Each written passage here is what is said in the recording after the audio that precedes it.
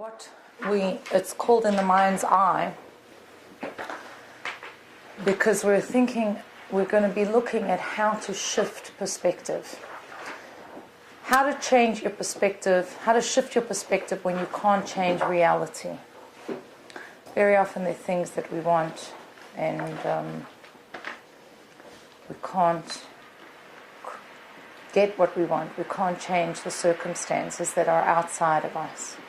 So what do if you're locked into something that isn't what you want? And really the only solution lies in our attitude and our mind, and that's what we're going to be looking at during the lesson. So if you come to figure exercise number 1, there's 2 figures over there, and I'm sure that you are familiar with these images. But if you look on the left, what do you see in the picture? A white goblet and 2 black faces. 2 black faces facing each other, right? And if you look on the right, Black with 2 white faces. a black goblet with 2 white faces. Now, which of you find it easier to see the black faces? Yeah, I think it's easier to see one. No, I don't. All you have to do is look at the depths.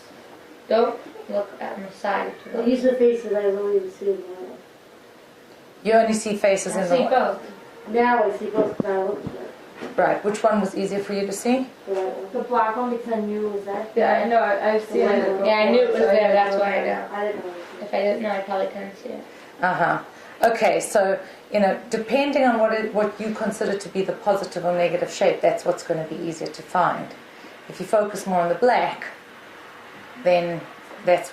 Yeah, black stands out. No, no. Yeah, that black one, those faces stand out against the white background. And with the black goblet on the white background, you're seeing more of the goblet. You're expecting to see a white paper and something on it. It's a black background, you're expecting something different. Right. So I want to ask you something. Do you think that you can see both the goblet and the faces at the same time? Yeah. When you're Look focusing again. on the faces, yeah, when you're focusing on the goblet, no. Right. That's really cool, actually. I keep trying to see if I can get rid of the faces, but it's not working. See if you can see them both at the same time. But yeah, what that was said. Check. I can see them both. I can see them. And I'm looking at this, I can see them both. It's harder if you could do it. I see. It's not really possible. Why Yeah, not? so I see the wrong one. You could be doing it so fast, you're flipping back and forth, but you can't see both of those at the same time. Because your brain needs to register a positive space and a negative space.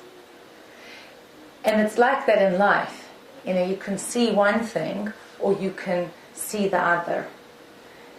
And you don't really see both of them at the same time.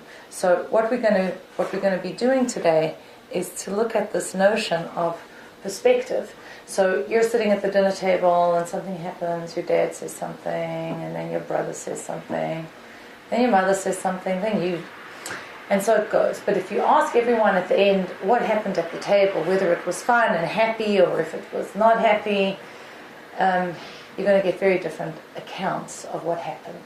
So we're going to be reading... You're saying if you ask different people. Yeah. Right. Like here, we're sitting at this table, and what do I see? I see Miri and the camera. Right. Hey, Miri. And what do you see? You see...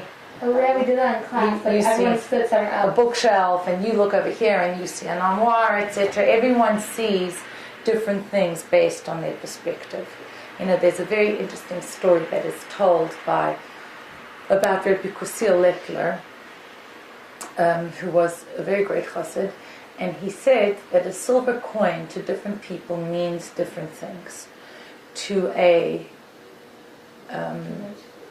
little child, it means it's a shiny toy.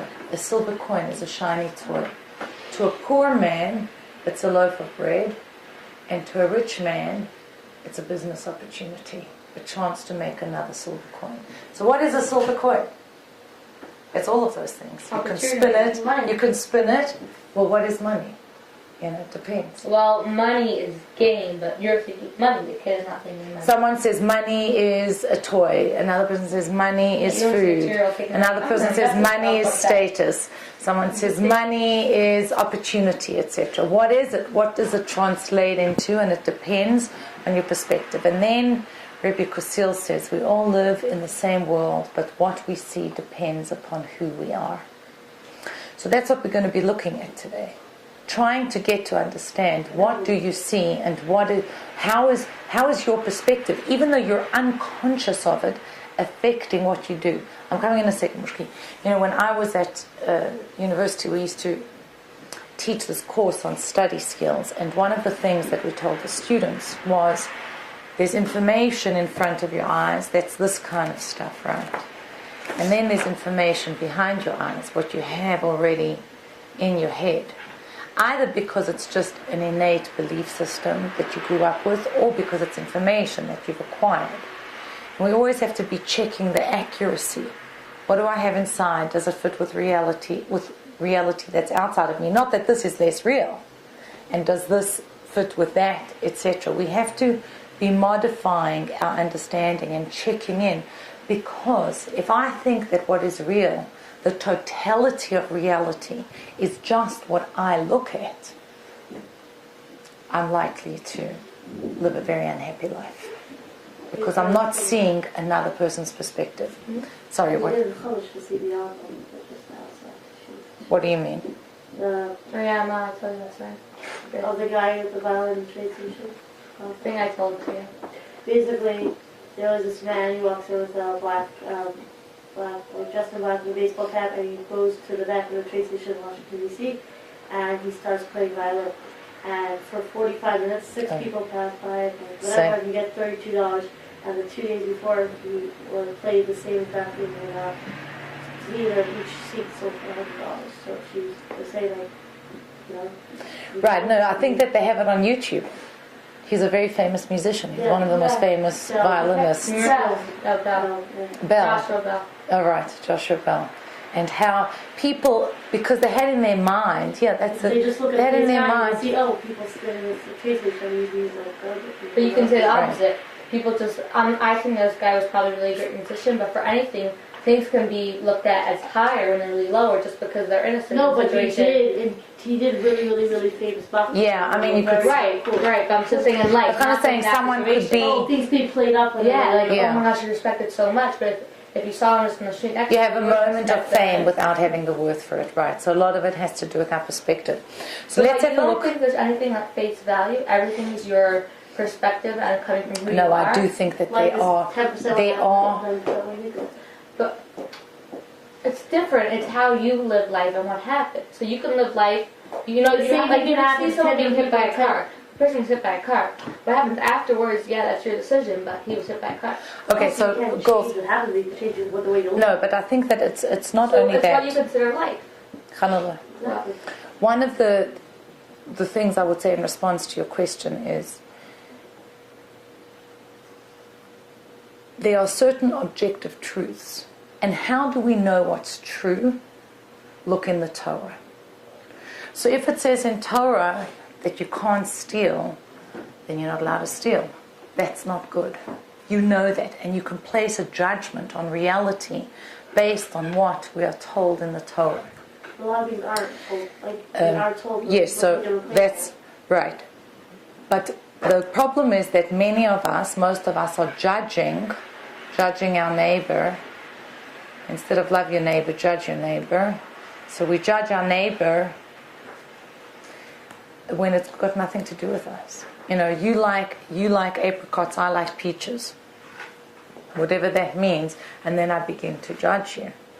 Instead of saying, I have my perspective and you have your perspective. So there are times when we have to say there is an absolute reality. Then we also say, Shivim Panim LaTorah, there are 70 faces to the Torah.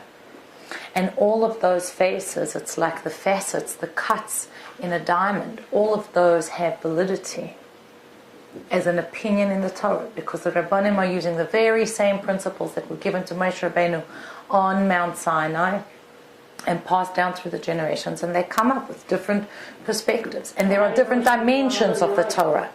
You choose. No, so we're saying No, because let's say you. no. Let me but- complete. Let me complete what I'm saying. So there are certain objective truths that are outside, whether they are halachic truths, legal truths about your life, whether they are mystical truths about reality. Torah sees all of those dimensions as fitting in one to the other. However, when it comes to personality, so you have your perspective, someone else has their perspective. Why did Hashem do that? From one human being, Adam, came the infinite array of people that have been created. Because he's letting you live life. He's not. Because he needs you. Because he needs your perspective. That each one of you has something to contribute that is unique. And without what you are giving, without, I call it a soul print. If you don't find your soul print, just like your fingerprints, if you don't find your soul print, you're not accomplishing your mission here. You have to find out why you are here. So your perspective is very valuable. Not only that, it's essential. And at the same time, we have to realize it's just my perspective. And you see things differently. And we have to negotiate how we're going to get along in life. Yeah, you wanted to say something? But people are saying, look, it's not the fact that it's your perspective, that everyone's really in a bubble of their own perspective, and no one's going to intervene. That's why I'm saying. And you can't have every single person living a different life. Some people are going to live life similarly. So everybody is. Yes, but everyone has a unique dimension that no other person has. Right, but it's not like. Part of, let's say there's a mitzvah of shalom bayis to try and get a husband and wife have to have peace in their home. What's the challenge? Well, you have your perspective, I have my perspective. And you're right, they can't live in a little bubble and say, well, that's your perspective, this is my perspective. But the ideal is, I will embrace your perspective, I will learn from it. That we come to a whole new dimension because we're sharing each other's impressions of existence, of what it means to be a soul in a body living for a couple of years here in this world. Right, but let's say in general in life, like how would you put, like, there's so many people living different, like even in, there's Hasidim, different types of Hasidim, there's different types of people, Orthodox, whatever. I mean, of course everyone has to follow Torah, but there's different ways of following Torah. How do you know which one would be right? But why can't it be that that's right for that person? Because let's say we try to make, so what do you mean, there's no way you're shulchas? No, it means that you want to try that for your soul. So if someone's down there, they're not bad. People say like, oh, like Chabad Hasidim, we look at things joyfully, and we try to show other people that. Like we try. Yes, but when you look in the Midbar, there were, listen, Mushki, there were 12 tribes in the desert, and each one of those tribes has a different mission. So, for example, the tribe of Dan sat back, they stood back, they traveled behind everyone, and what was their job? To pick up the leftovers, the things that everyone dropped. You know, like when you leave the country, you pack up to go home, so inevitably some things are going to get left behind. So Shevet Dan stayed behind, and they were the ones who were going to pick up and take things with them. And they didn't leave anything? That was their job. I mean, maybe they did. I don't know who was Shevet Dan.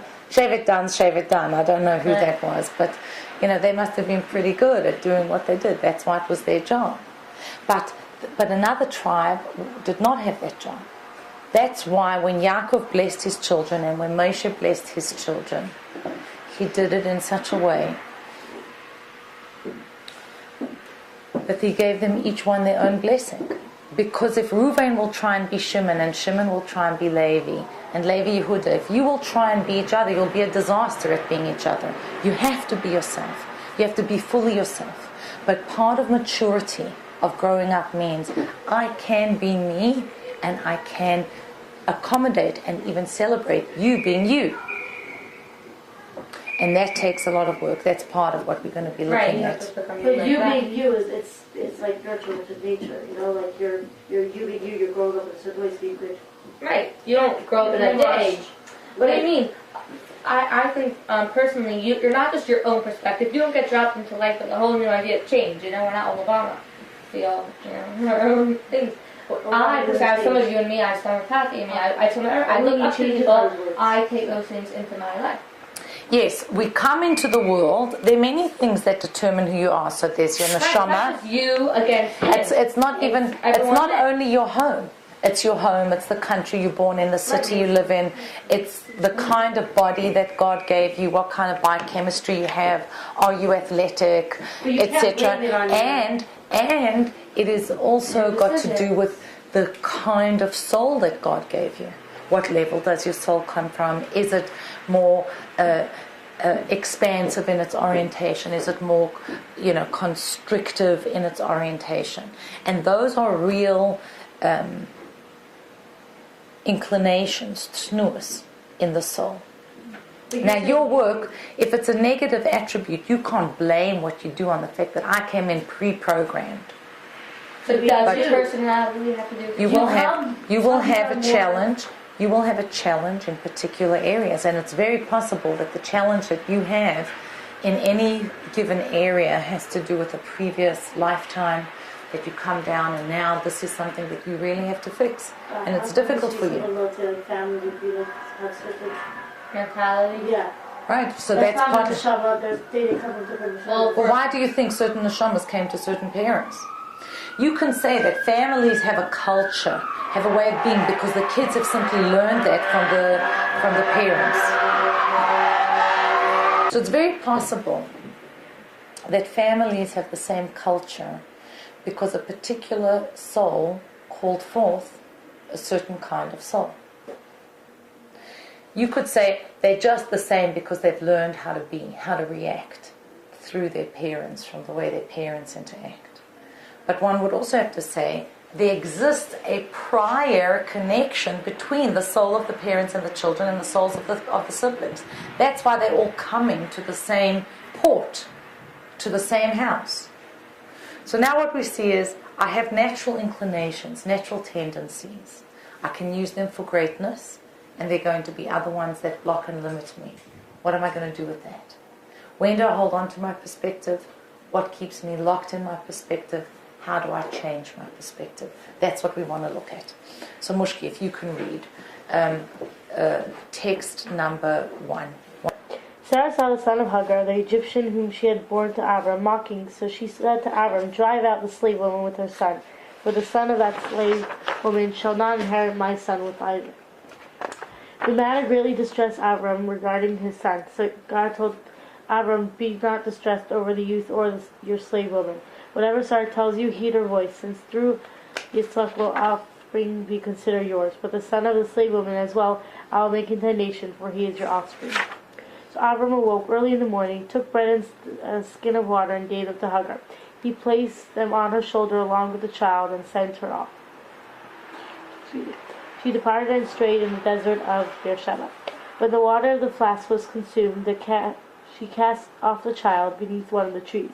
She went and sat herself down at a distance, some bow shoots away, for she said, let me not see the death of the child. And she sat at a distance, lifted her voice, and wept. God heard the cry of the youth, and the angel of God called Hagar from heaven and said to her, what troubles you, Hagar? Fear not, for God has heeded the cry of the youth in his present state. Arise, lift up the youth, and grasp your hand upon it, for I will make a great nation of him. Then God opened her eyes, and she perceived a well of water. She went and filled the skin with water, and gave the youth to drink. Okay, good. So what we have here is the story of Yishmael growing up. Hagar, Sarah had told Abraham to marry Hagar. She was the daughter of Pharaoh. And she said, I'd rather be a maidservant in Sarah's house than a princess in my own father's house. He married her. And when Sarah saw that she wasn't having children, she said to Abraham, marry her. And from this union, Yishmael was born.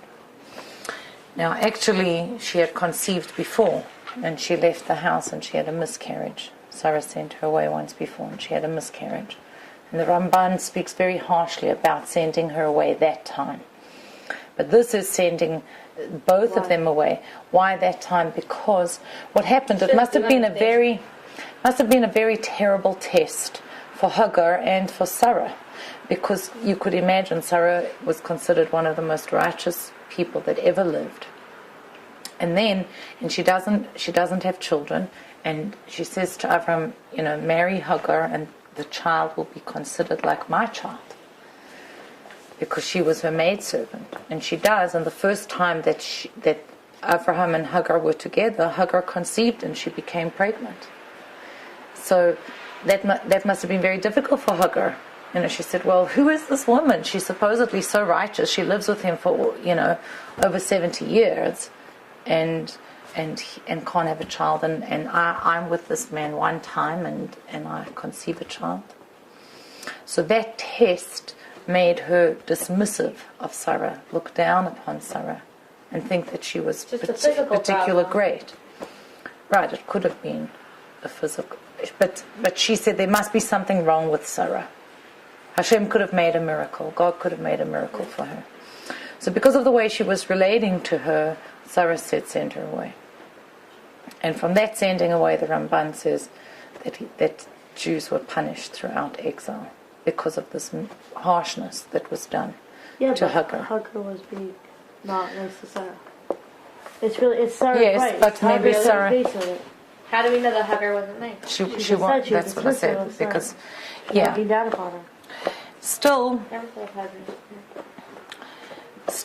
one could say that you would expect of the mother of many nations, right? Of Eastern nations, of Islam, of Christianity, of Jews, that this woman would be able to absorb or deal with that test. So this she was judged for. But this test, when she wanted to send Hagar away with Yishmael, she was not. In fact, Abraham said he didn't want to do it, and Sarah pushed for it until eventually God said to him, whatever Sarah tells you, listen to her voice. She's in touch with reality. Now, why are we looking at this particular passage? In touch with reality. What was the reality? The reality was that they had to go away. That's what I mean by the reality.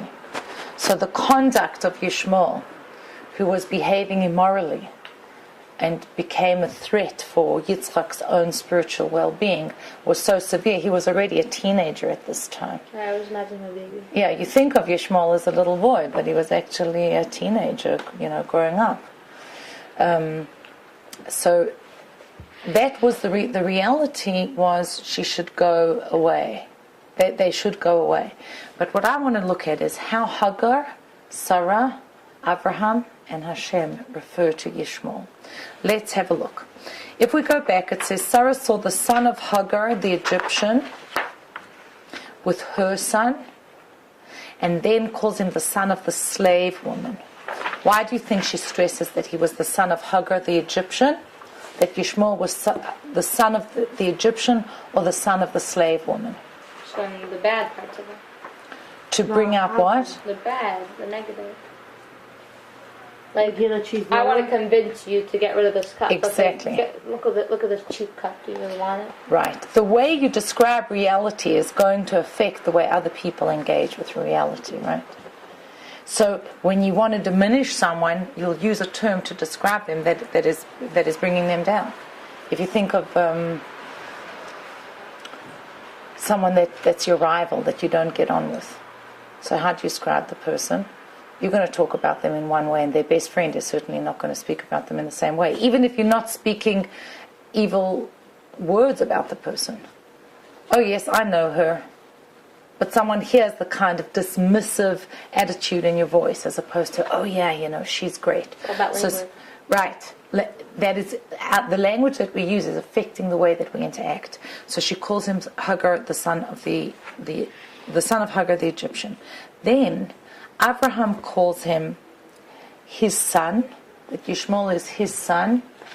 And then God says to Abraham, don't be worried about the youth. God also uses the term son of the slave woman. Do you see how Hashem uses many different terms? What is Hashem refers to Yishmael as the youth and the son of the slave woman. Why do you think he does that? Yeah.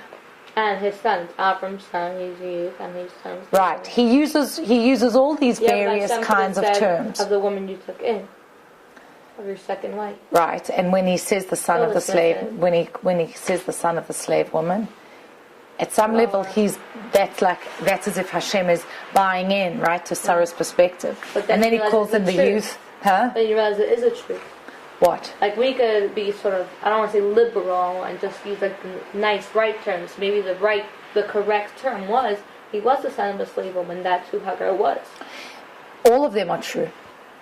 Right. When Avram says he was his son, that's true. When he says it was the son of the slave woman, Sarah says the son of the slave woman, that's true as well.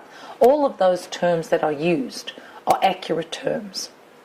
In some sense, what we're looking at over here is that these four entities, three people and Hashem, their perspectives are describing for us a totality of what was happening in the moment. So, why do you think Abraham calls him the child, which is Yeled as opposed to Na'ar? Because he still felt like he was... Too young to be sent away. Like younger people, you feel more that way. Right, there's a certain sense that a child is a victim, right? Disempowered, doesn't have the ability to protect himself. So clearly Abraham relates to him in such a way where he's feeling terrible for this person as a protective father. And we do the same thing, don't we? When we describe people, you can describe someone as a victim and they're not really a victim. You perceive them as a victim. Like what?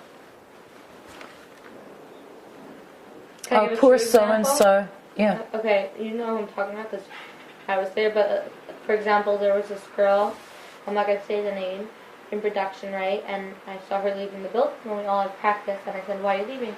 Oh, they kicked me off production. I said, oh, that's so sad. And then I heard after that she never showed up to practice, so, had Right. to send her out of That's how she's describing herself, you know. I also do that all the time. If I get into a fight with my brother, I'll say my side totally being biased for myself. Right. Which is what I believe, usually. We believe our own stories, right? You're not always totally biased. So But I want with to... your perspective, the way you act is based on a logic. It's not usually, most of the time, if you're saying a story and you believe in it, that means you're coming with... Unfortunately, we don't interact based on logic most of the time. Really? There must be some logic behind it. People don't only act on emotions. You know, the Alter Emotions Rebbe... affect your logic that you think it's logic already. Right. The Alter Rebbe says... The The Alter Rebbe says in Tanya that the godly soul is primarily intellective. It thinks and then it feels. And then, that's chapter 3. And then he tells us about the animal soul, that it's primarily emotive. Right? Chapter 6, I think, he says that the seichel, the intellect of the animal soul, is according to the emotions, which is exactly what Dob is saying. That you feel that you want something and then you justify and you rationalize and you call that logic, but it's really just the way that you've rationalized and justified your nefesh habaham is getting exactly what it wants. Not even Nefesh Shahab, just saying in general, like, when people look at something, they're looking at what they, like, what you say, like, their perspective of things, and therefore they will react differently. Right? So if she's looking at a situation, they both might be right. They can't always be 100% right, but they may be somewhat right, and they may be a little different than each other, but just because of their perspectives, Correct. And so not always that emotional. That's just sometimes perspective. Right, sometimes it's just perspective, but very, very often... The other side. But maybe it's both intertwined. Mostly when there are problems in interpersonal relationships, it's because we are attached to our perspective instead of being emotionally and mentally flexible. We don't allow... That's the thing. That there isn't that emotional flexibility. But I think it's like because you believe it so much, because you logically believe this. Now because you believe it, you're so attached to your belief. So it's both. It's a process of both. Yeah, they feed. One feeds back into the other. Okay, so I just want to say one other thing. Hagar first speaks about Yishmael as a child, and then at the end, after the angel appears, she refers to him as the youth. Right? Why do you think that is? She felt bad for When? When did she feel worse for him? When you child. Right, when she's calling him the child. It's that same perspective. Poor Yishmael, and he's so helpless, etc. But as soon as her situation changes, so now he's youth. Hashem sees all of the perspectives, but we certainly don't. And being grown up means I can see other people's perspectives. Kedusha, sanctity, is characterized by hiskalulus, that means inter-inclusion. When Yaakov and Esav meet, Esav says to him, how are you doing? And Yaakov says, Yesh li kol, I have everything. And the word kol is connected to hitkalalut, that one thing contains the other. You know what reflexology is?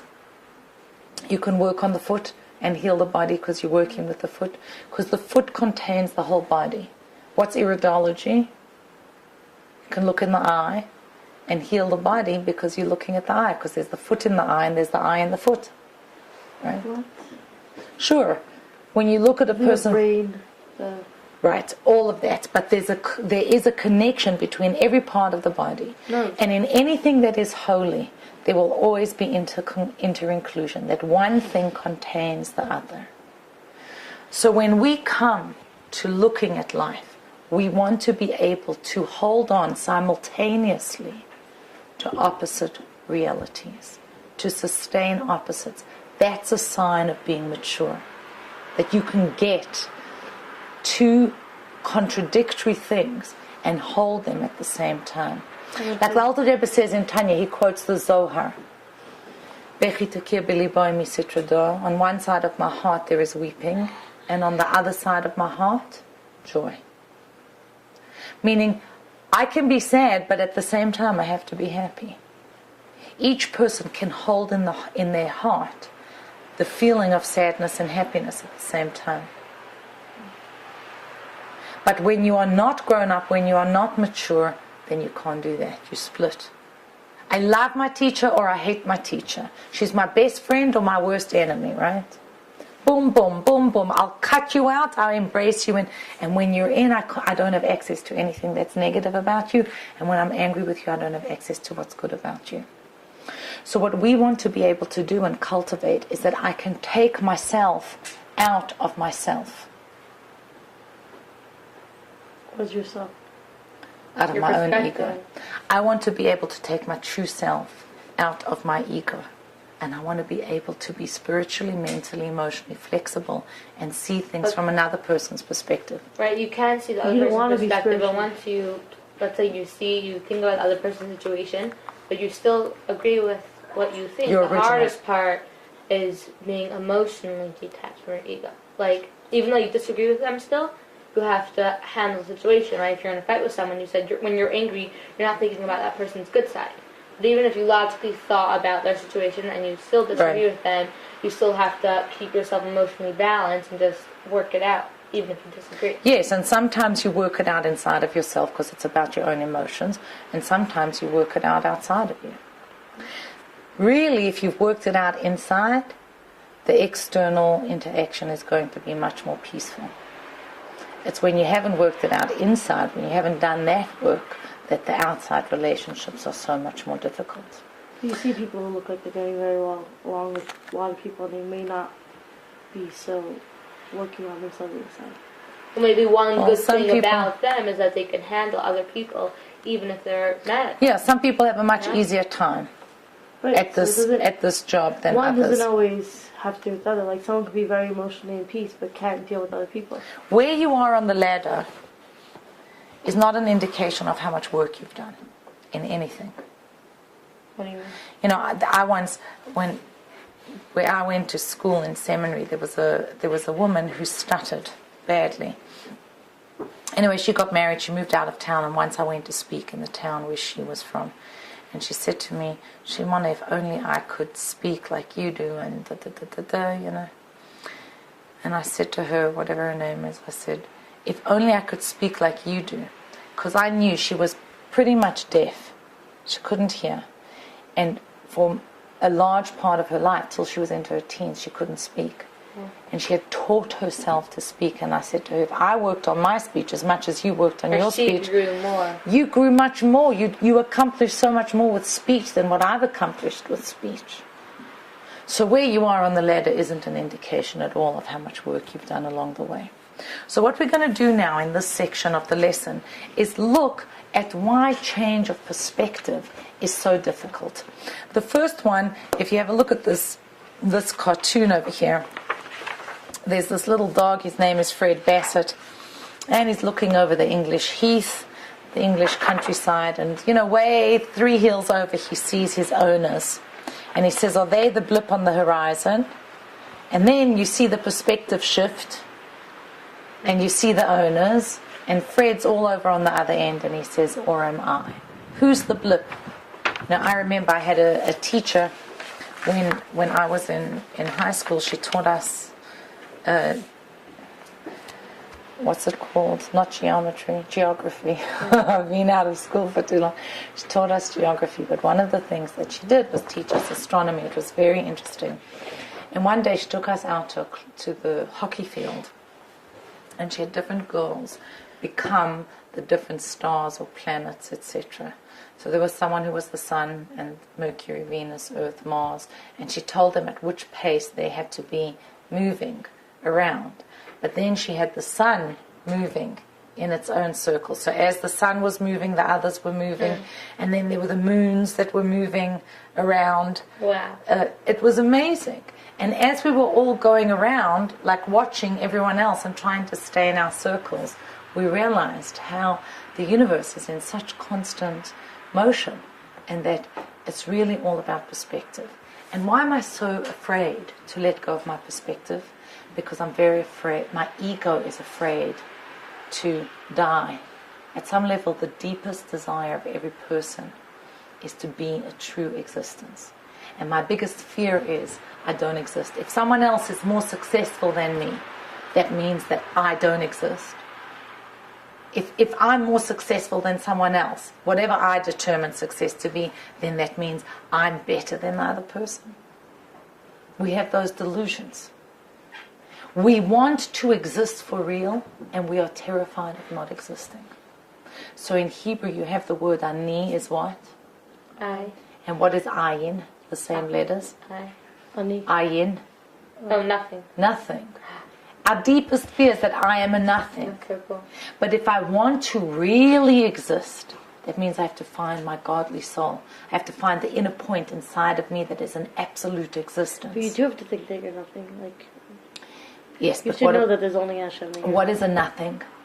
This physical existence, my animal soul, my lower self and consciousness, that is a nothing in the sense that it has no independent existence. But Meforshim explain, if you as an ego I, ani, are ready to go through the process of ayin, you let go of your fear of being a nothing, and you become a true nothing, what's called ayin be'emtza. You nullify your ego. Then what happens? You come to the next level, which is Ani Hashem, I am Hashem. Then you find inside of yourself the point of your godly soul.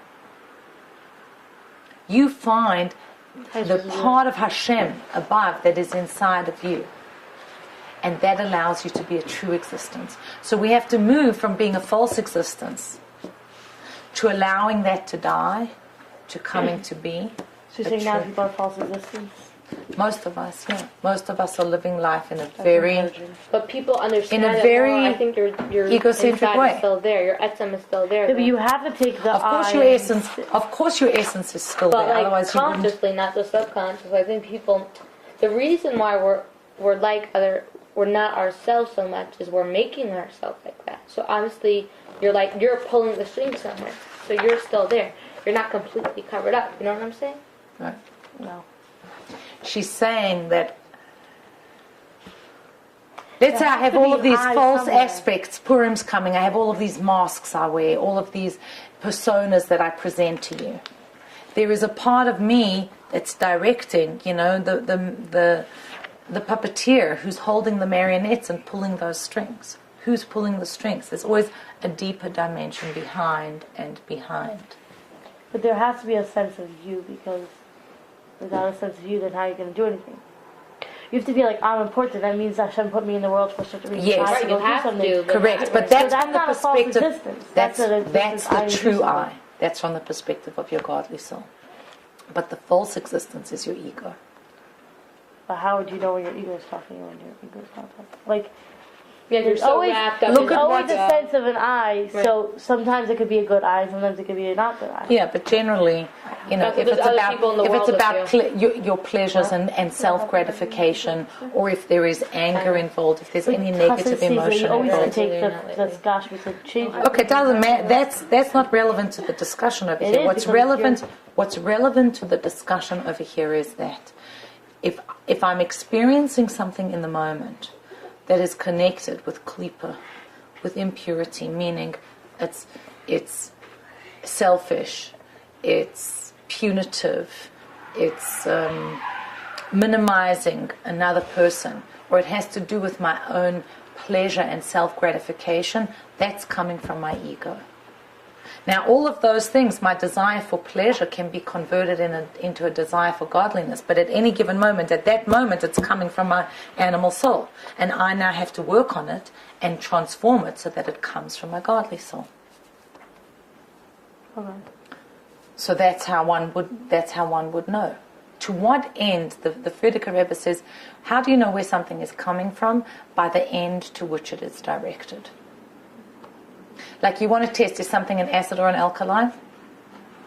You put in a pH test. What's the pH test for your soul?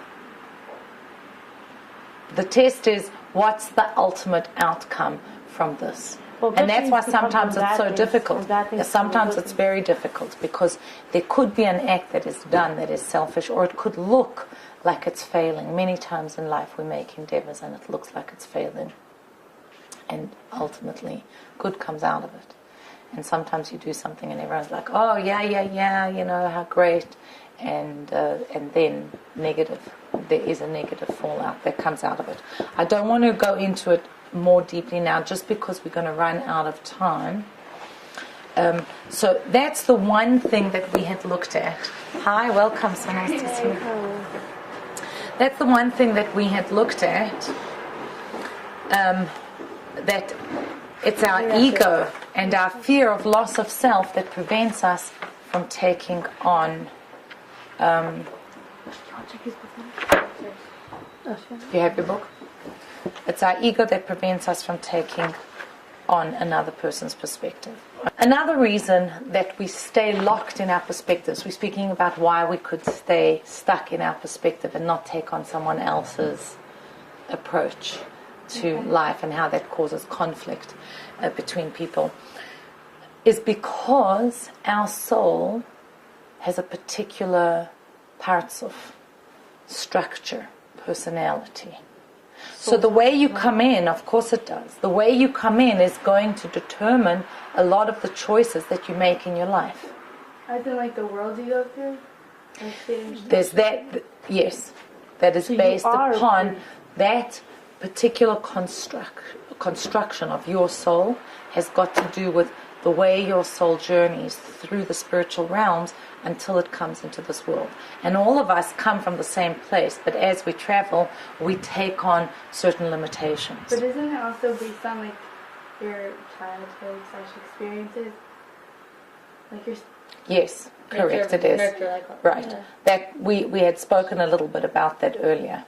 Certainly the environment that we come from is going to affect us, and it kind of locks us in to certain perspectives. So you do come into the world with certain aspects you can't change. You come to the world with aspects that you almost certainly will not change. Just a second, because I want you to hear it, girls. There are certain aspects which you are capable of changing. It's possible, but it's highly improbable. Highly unlikely that you will change it. What you can change is the way you think, the way you speak, what you do. So that's what they're saying when they say you have to change your nature? Right. Like It's not saying that if you're born a Baal Chesed, you're a person who is a very giving, outgoing person, that you must stop being that. That's who you are. Or if you're a Gvura person, you're much more connected to fear of heaven, discipline, boundaries, that you must change that. The work in life is that you'll do what your particular soul is inclined to do in a holy way and not in an unholy way. So giving people can sometimes be overly giving. They just keep on and keep on giving, and they're not doing the right thing. And people who are disciplined could be very rigid, inflexible. So everything has a positive, negative manifestation. You expect it to be involved in your particular gifts in a positive way, but not necessarily to change yourself from a person who is a chesed person to a gevura person. Okay?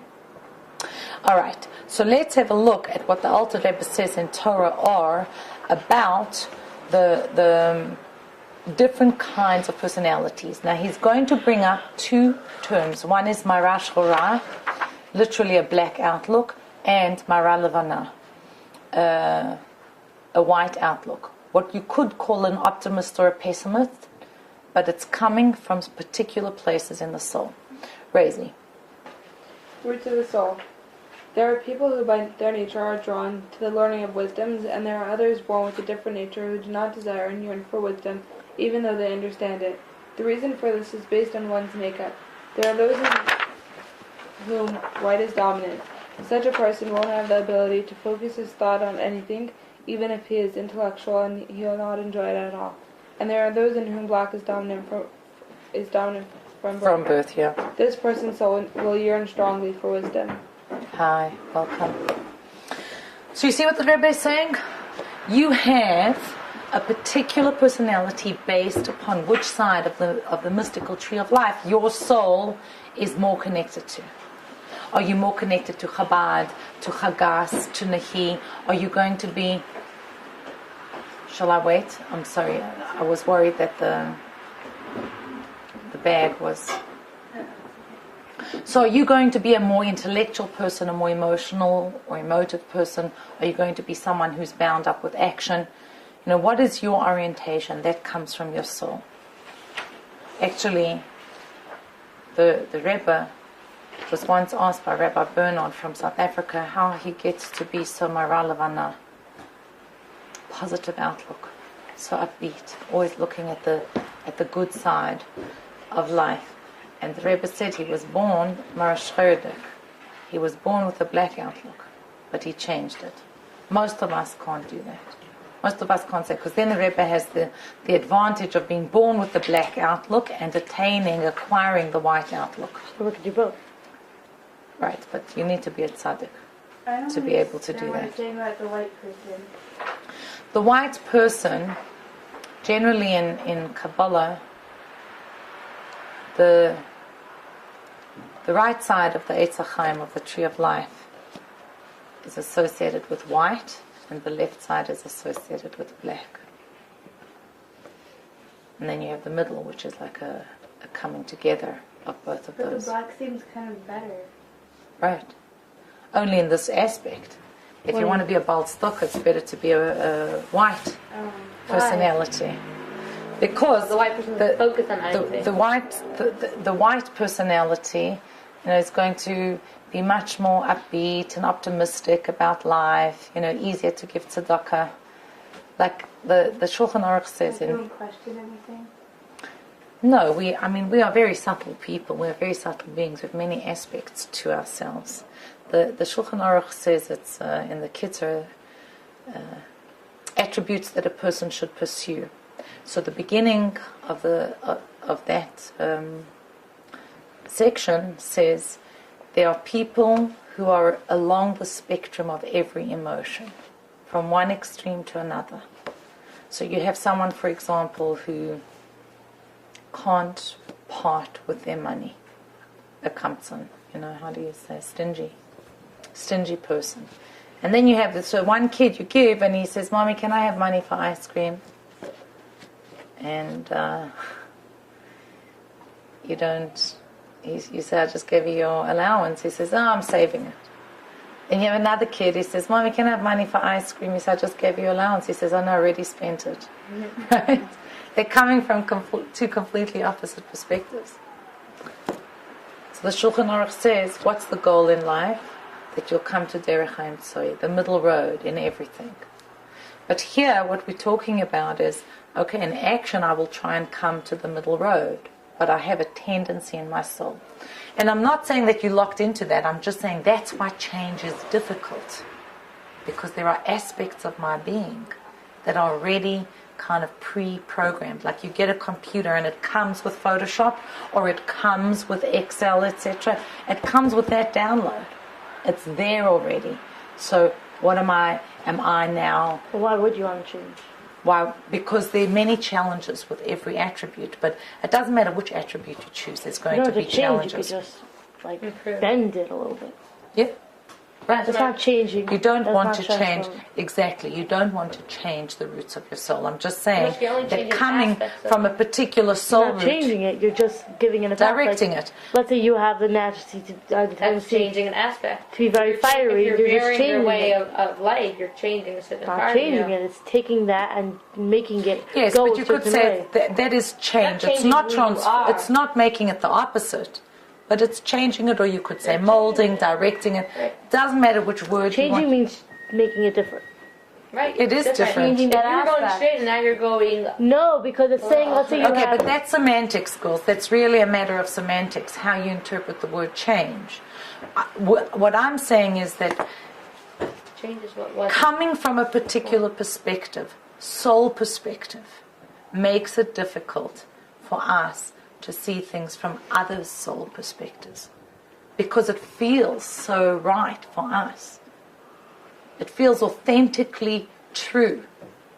And for me to get my mind around the fact that your perspective is also true is very difficult. That's all we're talking about over here. Now, what do I have to do with my perspective? I have to work on being flexible and see things from your perspective, and I also have to work on using my gifts, my tnus hanefesh, my inclinations to the very loftiest point that I can. All right, now, the next text we're not going to read inside, but you have it there, which is about preconceptions. That's just saying, and we speak here about Eli HaKohen, and how he saw Hannah, the mother of Shmuel, rocking backwards and forwards in the temple and praying. What was his preconception, girls? That she was drunk. That she was drunk, right? What are you doing, madam? You know, like this, going backwards and forwards. What are you, like drunk? You can't keep track, and your mouth is mumbling. Are you delusional? So we have preconceptions. You heard something. That's why, speaking, gossiping about people, slander, God forbid, all of that is so terrible, because we can't get away from our preconceptions. Or you meet someone the first time under a particular circumstance, and then you don't let go of that perspective. I heard that there is a video of a woman. I think it was based on a movie. This woman in the movie was extremely fat, so they gave her a fat suit. Do you know what that movie was? It's a fat suit. A fat suit was like... To make you look fat? That made her look enormous, obese. And so she went out on the street. She's actually, considered by the world to be one of the most beautiful women. But she went out dressed in her fat suit, and she went into certain stores, etc., and no one even gave her the time of day. And then the next day she went in to the same stores, stood on the same corners, asked the people the same questions, and she got completely different answers. Because we have a preconception.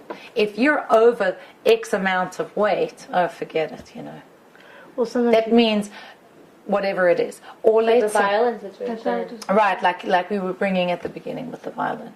Or let's say someone doesn't speak your language, there's an immigrant. So what do you assume? Just like a preconception. You're less intellectual, you're less clever than I am, just because they don't have the tools with which to communicate what's in their consciousness. But do you think they think that of you? No, I think that not having language sets up a power dynamic between people. So that when someone doesn't have access to language, even let's say to literacy, to education, it doesn't mean that they're less intelligent by any means, but it does mean that they will feel themselves to be less in the general context of society. So that's saying all of us have to realize that we come into situations with our own preconceptions, and we have to work that out. Now, the last exercise over here, the last aspect of why it's so difficult for us to change our perspective is the mind makes its own meaning. And I don't see in my book that there are two pictures. Do you have two pictures? Yeah. Yeah, but All right, so you know what I'm going to do is show them to you here on my computer. Now, I feel smarter than I clearly do, right? Yeah, I love that. But I try to speak Spanish and I feel the dumbest person in the world. right. Okay. So do you see these pictures? The rain's coming in. Oh, I'm sorry, Dubba. I was so enjoying it. I didn't think that anyone would be cold. I'm sorry. Can you put the screen forward, please? How's that? Do you see it? Yeah. Okay. Okay, so what do you see a picture of, girls? There's a man. They're two different pictures, right? A guy. What's this dying. picture? Do you think he's dying? He's falling asleep. Yeah. But Right. he has a distorted. But how come you said the word dying? His face looks like he's about to die. He looks drunk. No, it looks looks like he's drunk to doing me. a really big snore. Right, I think he looks... I mean, if you just look at that picture, he looks like an old man who's very... Is that real or it's like Photoshop? No, it's a real picture. This book that it's taken from was before Photoshop. Oh, I see. It's his mustache. No, I don't think he has a mustache over here. Let me just have a He's look. not looking He good. doesn't have teeth. Yeah, I was just gonna say, doesn't have Right, he doesn't have teeth. You could kind His of tell mouth he is is a lion. closed, right? And he's sleeping. He fell asleep. Now, what do you think that's a picture of? You can't really see it. It's like, That is actually a little bird. That's the beak of the bird, and those are the eyes of the bird, right? And here are the little legs, right? Oh, yeah, Those I are the see the bodies. legs. And it was in Madrid, and there happened to be a bullfight, and then after the bullfight, there were so many crowds of people leaving, and that bird was killed, and the photographer was crushed, and the photographer took the picture. Okay, so each one on their own, kind of, this is just a picture of an old man, but kind of said, well, it's almost as if he's dying. I think I thought that because I saw this disgusting creature. Exactly. You thought that because what was next to it? This skeleton. this picture. And when I look at it, you see that open mouth? To me, it's connected to that. It's almost as if underneath the bird there's Oh, I that didn't openness. see that. I thought that And was like here an is ear. his stick, and that looks like a stick. They look, although they're such completely different things, our mind makes associations and establishes connections between the two. So I'm taking it away, all right? Are we good? Now, why did I want to bring that up? Because we have to realize that our mind makes meaning. My mind has an ability to imagine things. And I can imagine in a way where I live in exile and I'm imagining the redemption. That's creating a vision of something that is much greater than what I currently have. But then there's a different kind of imagining, which is when I become delusional. I imagine you hate me. I imagine you're angry with me. I imagine that I will never be able to fix up this situation, etc. There's no proof, there's no evidence out there in reality, but I begin to construct. Oh, you mean you're Well, saying people that, like, feel- when someone thinks, let's say I would think of somebody like Chelsea, she doesn't call me, and I'm like, oh, maybe she's mad at me, Right. I did something, like, Right, just, right. And she's just busy. right. Or one friend is going degree through a of hard situation in time mind. and her friend is also going through a hard time. So they stop calling each other because they're going through a hard time, and then they think, well, why doesn't she call me? She probably doesn't care about me. And then they go through an even more difficult time, so they call each other less, etc., and things start to fall apart. And where's it coming from? Your mind making meaning. Your imagination. And that is one of your greatest gifts. Your ability to imagine, your ability to dream is one of your greatest gifts. It can also take you into exile. It can lock you in to a Why is it perspective. a gift, though? Because it can take you out of your current reality. If you can imagine, envision Mashiach? Imagination is good. Excellent. Because imagination is what takes us out from where we are to a higher, better reality.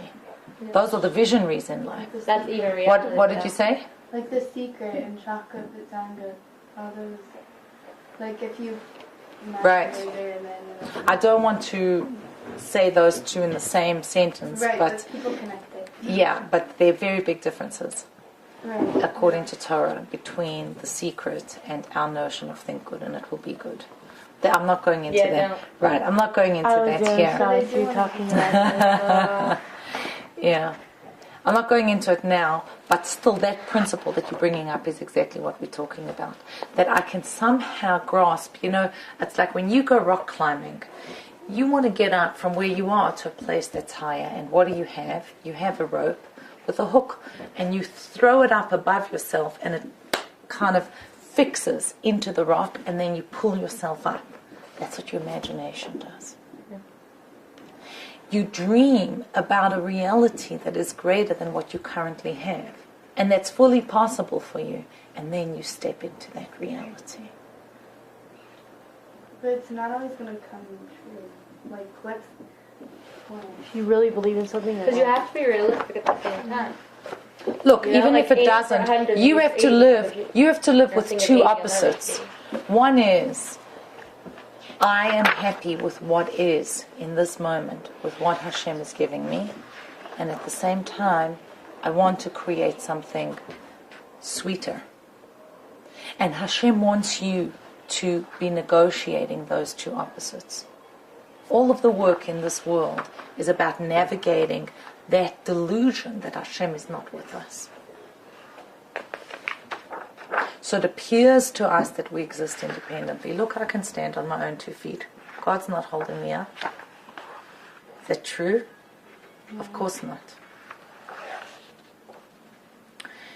So I can imagine, and I must imagine, and at the same time I must live with the reality that Hashem is giving me in this particular moment. Okay. So what we... saying if you want, like, you want to do a good mark on your test, you should, like, say to yourself that you're going to win, like, you're going to get 100, but, like, you get an 80? Well, you shouldn't just sleep the whole week before the test and not do any preparation or not try and clarify your understanding with your teacher. You have to... You have to do something to be you have to prepare. You have to make your vessels. But when the time comes, Mushki, can I have some thanks? Your attitude is vital. And you see in competitive sports, like now it's the Olympics, a lot of the training is about how you feel going in to a particular situation. So yes, if you come into a test and you are feeling calm, you feel confident, so you're not going to spend any of your emotional energy on your anxiety. All of your emotional and therefore mental energy is going to go into dealing with the test, and that's going to change things. Your attitude towards reality will change reality. It doesn't just change my experience of reality. It has the ability to change that reality. What? If you react angrily to something, your reality is going to be upset. You're going to be upset that day.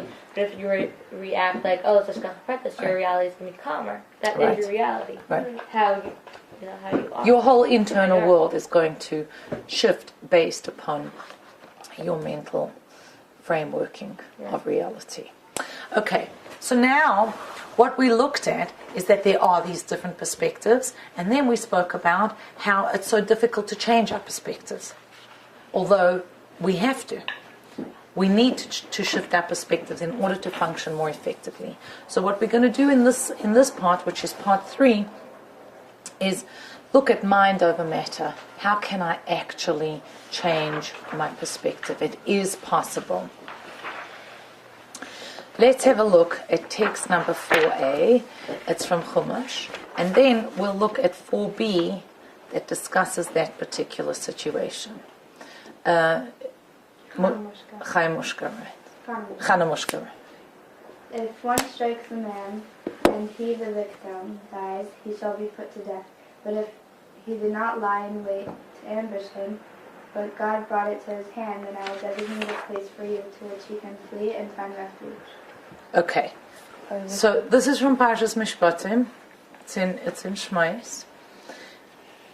If you hit a man deliberately, meaning you intend to kill him, and he dies, then you have to be put to death.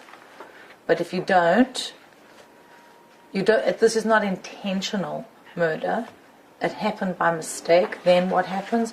You have to go to a city of refuge. But that only happened because you had to be punished for something else. Okay, very good, Rosie. So let's have a look. Not really. I mean, I thought that according to halacha, like in Torah, it says that you should, if someone kills somebody, even like by mistake or on purpose, he shouldn't be like executed or he shouldn't. That's nowadays. Well, that's nowadays. Oh, he's saying Nowadays we don't have the death penalty, but this is talking about in times when the Beis Din What stood. if someone does? Although I will tell you that, the Gemara says that if a person was executed once in 70 years, then the court, the rabbinic court, was called a bloody Beis Din, a bloody court, because that's so much blood that was being shed. But when Hannah was working on a class on capital punishment, so I told her that there's you did the same thing. You did the debate. when I was in 8th grade. Yeah. So it's very interesting. If you look at that, Did the year before. if you look at that Gemara, there are two very opposite opinions. One says once in 70 years is a bloody Beis Din because it's just so much. But the other opinion, I think it's Rabbi Akiva, he says, why is it a bloody Beis Din? Because it's impossible that only one person in 70 years needs to be executed. They did purposely. And that means that you're letting guilty people out on the street, and they're going to bring harm to other people, and they'll cause more murder and bloodshed, and that's why it's called a bloody Oh my Beis Din. gosh. That makes Right. more sense. I think that's Rabbi Who says Akiva. Is that saying that they didn't judge correctly? He's saying That's you're a very bloody Beis Din if you're too pessimistic looking. lenient. And the No, it's Chachamim true. was saying you're a bloody Beis Din No, if you because judge you automatically even once judge in him 70 for years. usual So killing. this is not a discussion on capital But then punishment, which in and of itself is a very complex issue. Yeah. Okay, Because in those days- so Hanamushka, read text. Let me see, do we People have... would kill for food. Natural thing. People. What Not is, natural. Not I'm natural. sure. what is your name? I forgot, I'm sorry. Esty. Esti. So let's hear, Esti, do you want to read text 4b? Yeah. What is the case that his verse discusses? It concerns two people. One killed accidentally and the other killed with premeditation. But there were no witnesses that could testify against him. The later one was not executed, and the former was not sent into exile.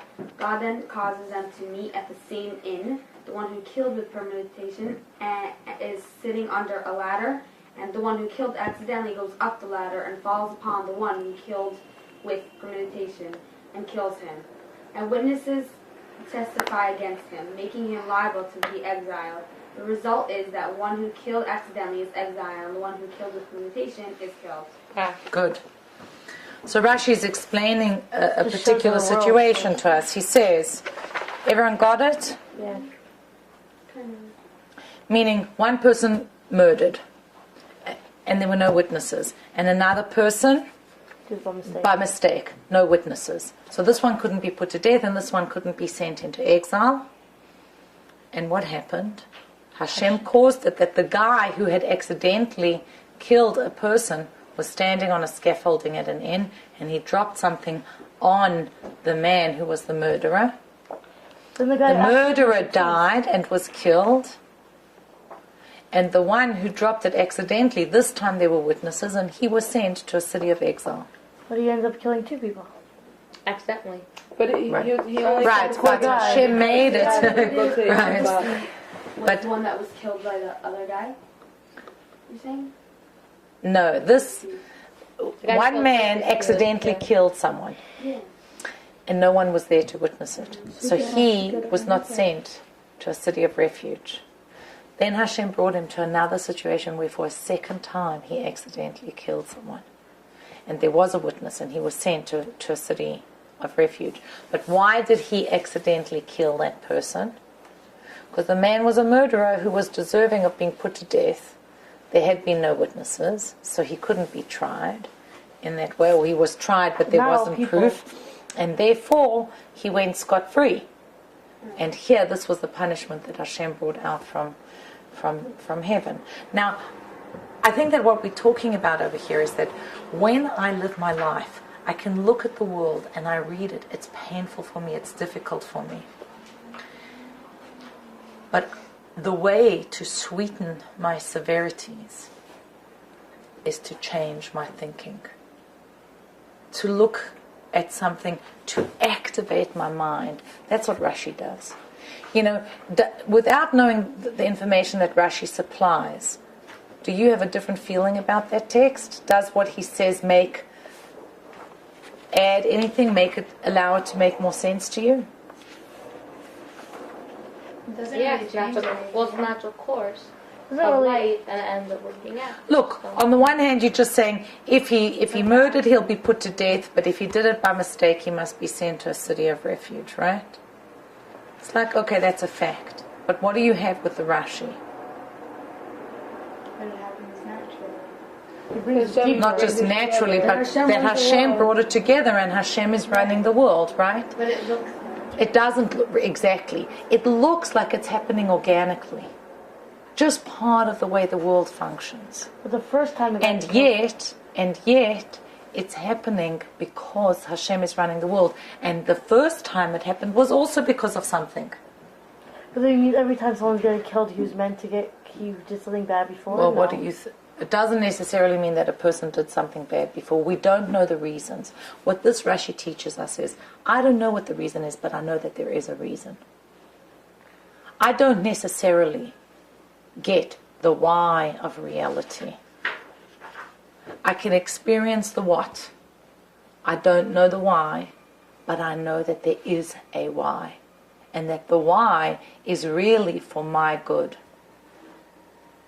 It's very hard to tell someone that if someone, like, in the institution, someone's parent is not, is... That's why you can't tell a person.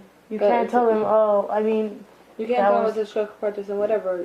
You have to. that person is feeling that pain very, very strongly. That person's feeling lost. They can't say, it was meant for their good. You Yeah, I can't think tell that them anything. They you- have to figure it's- out by themselves. Not, they're freaking out by There's a themselves. sifa about that.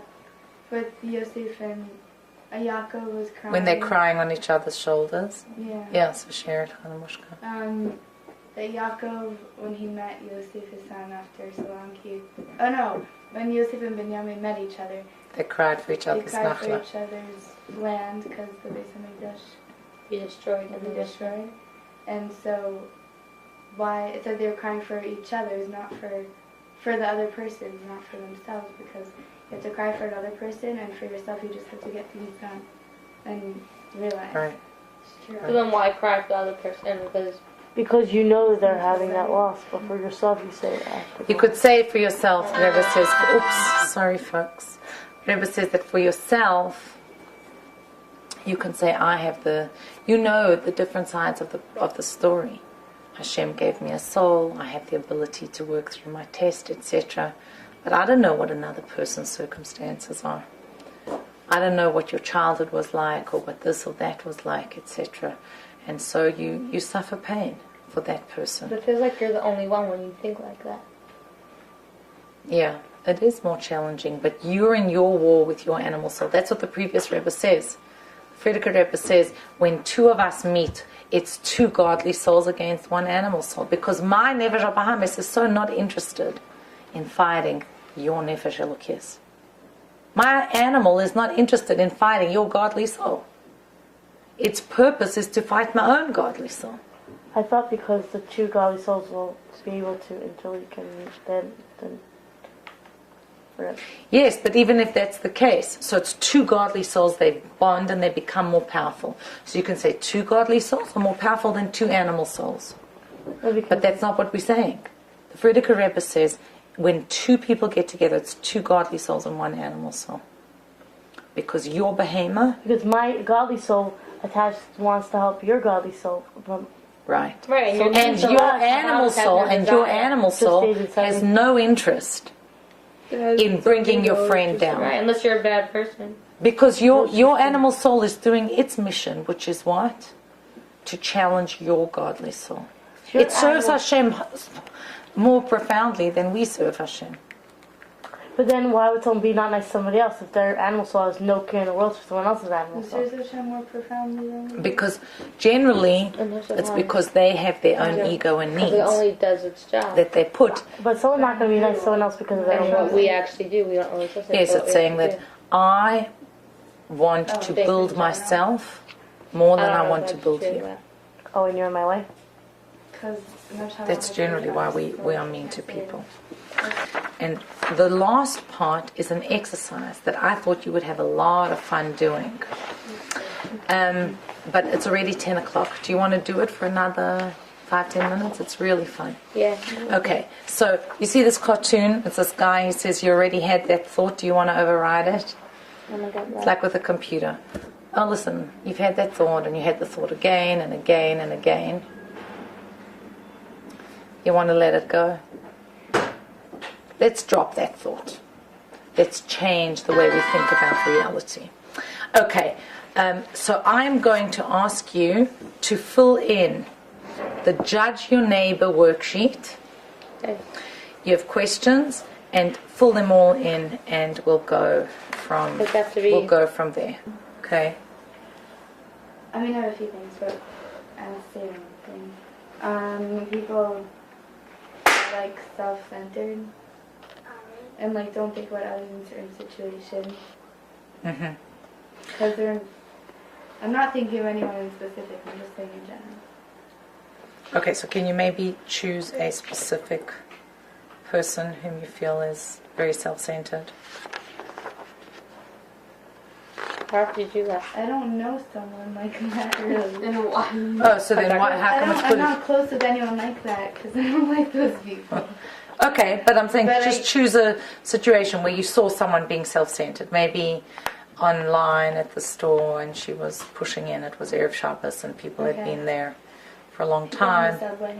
Right, people Oh on my the God, I was subway. gonna say that. Yeah, very, very I was common. on the subway. They're very like obnoxious. It's very rude. Like I want to sit and like I have like 15 million bags with me, and the lady wouldn't move. She's just like taking her space with her purse, which is like a huge juicy bag, and it's like taking like half the seat. And I'm like, and she sees me there, but she doesn't move. It's like I always get up like all the time at subway. I was like once really really tired, and there was like this lady that walked in. She was pregnant. And she had a carriage, and like I felt so bad, I just got up. But, like I was waiting for that seat. It was Very powerful example, but it's a very common example, right? We see people, they're being selfish, and we judge them. So how do you want those people to change? What do you want them to do? Just realize that they're not the only people there. Okay, that's a realization, and how would that make them change? It's also self-respect. They also have to know that it's self-respect. It's like I don't respect that person. Like The one who's being selfish? like I wouldn't respect that person. Like if I would meet her like later on, I wouldn't respect her to be like obnoxious, you know? Because she doesn't respect other people. Yeah. Okay, so I want to Well, choose and one that's- of the she two doesn't of have you self-respect. to do the exercise. Do you have a specific situation? To think of a specific situation where someone was selfish and obnoxious and you felt irritated with You her. can do it. Esty, can we do it with you? I mean, that's a very powerful situation. The situation on the subway, where this woman had a big bag And next she to was you. skinny and she didn't want to move. I never take up my space. I just sit like like I'm like I know the New York subway is a world unto itself, And right? also, I don't want to like be squished with people. But it's cool, I like it. Oh, honey. Okay, so now let's say, what did you want her to do differently? I want her to move her bag on the floor because her bag could go on the floor. And so what if it's a $160 bag? Just put it on the floor. I have Or my on your bag lap. On the floor. Yeah, or on your lap, and just like smile. You know, like it really Right, makes the person's right. day. So what did you feel that she had to do to make you happy? Was to put the bag down? Yeah, and show that she's moving, not just put the bag down and be like. Did you roll want her her? Did eyes. you want her to feel anything different? Yeah, I want her to feel like, oh, Wanted her to give the seat was the right thing to do. yeah. To respect like, the situation. oh, you know what? you know what, that girl, okay, she's sitting and like, you know, she's all squished with all her bags and like, I feel bad, so let me just put my bag on the floor or on my lap and let her sit, and like she shouldn't be too squished, you know? Okay, so you want her to be feeling differently. You want her to be feeling, oh, look at this beautiful girl. I wonder what her name is. And maybe we can make some space. Or here's a person and she has dignity, she has value, and I'm going to pick up my... because I like people. So you want her to somehow respect you or like you and take away the bag. So give us a list of some words that you think of her. How you would describe her? Obnoxious. Obnoxious. Okay. It was like a venting session. Self-centered, like she said. Disrespectful, like for herself and for other people. Like it's self-respect and it's like other people, like, you know, have respect. Is there any possibility that is not true? That it was a good thing that she didn't move her bag? Well, everything is disrespectful. Like you could say that about anything. Right. I don't think it was Okay. the thing that she didn't move it. Can you think of a situation where you would say that it was a good thing?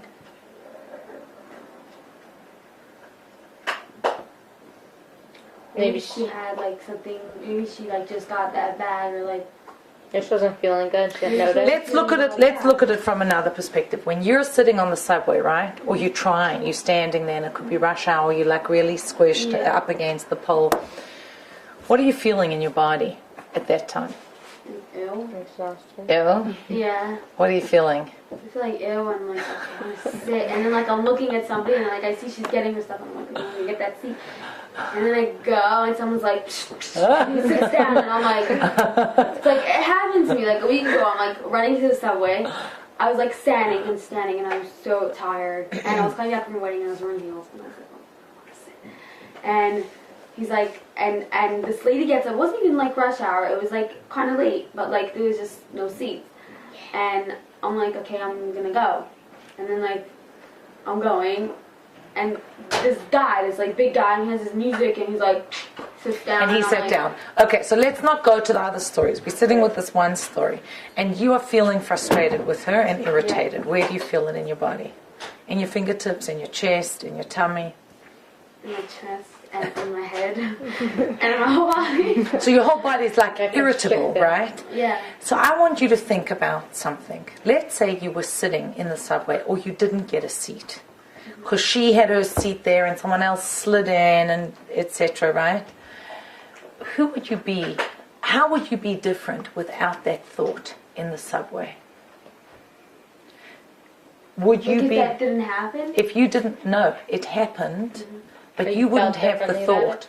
You wouldn't have the thought, she's bad, she's wrong, this is so obnoxious, I'm irritated. I don't know, because it's like... Imagine. We spoke about imagination. So imagine, who are you without that thought? I think I could try and live with it. But then, like, it will bug me. It will be, like, in my head. Like... Okay, but just imagine, let's say that it didn't bother you. It didn't bother you at all. How would you be different? Less judgmental, more accepting. Not only less, you're right, you would be less judgmental. Certainly, I without don't that judge thought. people. How's it going to change the way you behave? I'll give you an example from what you said. Let's say there's a guy, this guy that is the obnoxious guest. So maybe it causes you to treat the obnoxious guest with a little more coldness, right? Like, I'm not really going to get you the water from the kitchen. I'm not going to offer unless I'm told by my mom. Yeah. Or I'm not going to make you feel welcome in our house because you're just too obnoxious, right? If you don't have that thought that he's obnoxious, you'll still do it. You'll still. You might treat him still do. with You might. respect, or- Right. You could, but very often our judgments cause us to behave differently. Or let's say you think to yourself, my friend hates me. She's upset with me. She's angry with me. Now with that thought, How do you behave differently when you think your friend hates me? Everyone in the class hates me, right? You're becoming a victim. Well, how do you behave You differently pick when up you think... little signals way more. You're looking for that. Like, you'll notice Everything- something and- smaller. and really yeah. make a Anything difference. anyone does, you're exaggerating, right? Right. So it makes you Someone hypersensitive to input. 5%. Yeah. Hypersensitive to input, and then what happens? You make your own You wall. feel so frustrated, you feel like it again and again. And the frustration, like Hannah says, you have so People much might hate you. frustration that you begin Well, if you You believe start the process. you begin to create that process. Like, oh, today I come into class from recess, or today we class ended and I'm going into recess, and I'm a little cold because I'm feeling defensive. I don't go sit down with the girls at lunch. I don't smile, make them feel comfortable. So what happens with the girls? They feel uncomfortable with you, right? So they kind of like push away. Your thought process, your beliefs about that is beginning to impact your actual reality. And you live with that. So maybe, just maybe it's possible, and I'm not saying this happened with you, but you're on the subway, because I think that it's happened with me. I'm on the subway and, people are obnoxious and they sit down. I remember once I went onto the subway and my grandmother was like 87 or something like that. And I really ran onto the subway in order to be able to get a seat for her. And these people saw that I had run quickly and they just shouted at me. They said, like, who do you think you are coming to take the seat? And I said, it's not for me, it's for my grandmother, etc. It like set up a whole thing. And I became tense because of it. But with my tension, I gave them a certain message. And when they picked up my body language, they picked up that body language. Yes, even though it's not a developed relationship, things happened. They picked up my body language. Sorry. They picked up my body language and start to react to that. Until I just let go. I realized, listen, they saw me rushing on. It must have seemed like an aggressive act for them. And they pushed me away. And as soon as I softened, they softened and gave the seat to my grandmother, to my Bobby. So let's just take this particular situation and we're going to try and turn our thoughts around, shift our perspective, okay? So we're saying over here, she was selfish, right? Is there any way you can say something different, like she was kind? No. She wasn't being kind to anyone. You can't imagine any situation where that was the case. She could have not been thinking. But that's Doesn't mean not she's not a kind. kind person. Okay, maybe she's kind. I don't know her. Maybe she's not obnoxious. Maybe she's in a bad mood or whatever. Maybe the sea was dirty and she don't want you to get dirty. So she put it Sorry? out there. Maybe the sea was dirty and she don't want you to get dirty. Right, is that a possibility?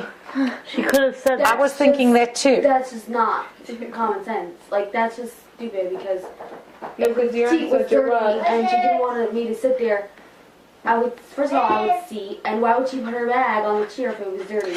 There's that famous story about the guy who went onto a train. Hi, Lee. Sorry, we're just finishing up, okay? But you can join our discussion if you want. This is Mary, this is Eliza.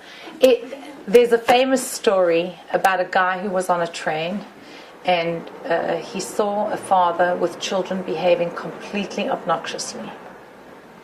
And he said, this is just ridiculous. This is so obnoxious.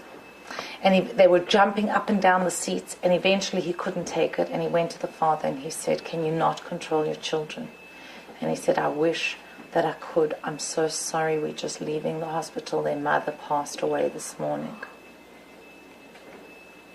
Now that is a paradigm shift.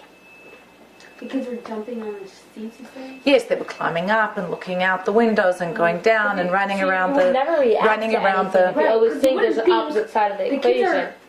kids are being like very active. You wouldn't think that their knowledge is that. This man Yeah, is a they're highly not doing developed it. man, and he thought that it was obnoxious. He was really uncomfortable with it to the point that he said something to the person. What I'm saying is, when you look at that reality, you cannot know for sure that she was selfish.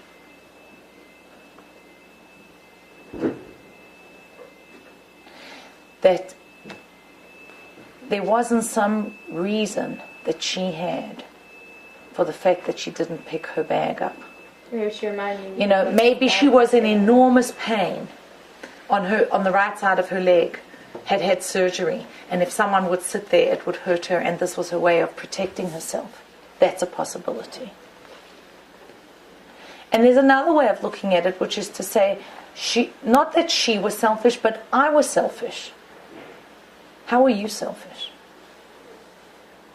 How am I selfish? How were you selfish? Like thinking bad. But she looked happy, like she was reading a book and like. Okay, but let's assume there's some. She has to do that for me. Or the thing that you have is yours. I'm just saying, when we're talking about mental flexibility, it's very possible to say, I'm looking at someone else as being selfish, but maybe I was selfish. Why did I think that I deserved the seat? Why did I think that other people should be serving my needs? And at some level, instead of saying she hurt me, I could say I hurt her. How did I hurt her? By judging her badly. But certain things are common, human. Of course, all of these girls are natural reactions, and that's the part that we were saying earlier. It's got nothing to do about what is absolutely true, described by halacha as something that I have to do. It has to do with my perception, the way that I frame this reality. So this exercise is actually that we just did. We didn't do it in full. Is taken from a website called The Work, which looks at the fact that it takes work for us to shift our perspectives. And if we want to be happy, it's really worthwhile to try and lift ourselves up and say, you know what, I've been looking at this from the southern side for ages. Let me move over to the east or the west or the north, climb up and look at it top down, or get underneath and look at it bottom up. And that's going to open up different aspects of a situation for me, which in all likelihood is going to make it much easier for me to be happy and make me more capable of getting on with people. But not only will that, make you happy. it will help me connect with Hashem's truth, where Hashem sees things from all of our perspectives. That's cool.